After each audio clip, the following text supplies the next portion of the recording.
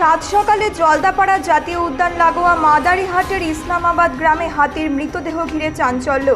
সকালে হাতির মৃতদেহ দেখতে পান গ্রামবাসীরা। খবর দেওয়া হয়েছে বন দপ্তরে। ইতিমধ্যে জলদাপাড়া জাতীয় উদ্যানের কর্মীরা ঘটনাস্থলে পৌঁছেছেন। এই হাতির মৃত্যুর কারণ খতিয়ে দেখছে বন দপ্তর।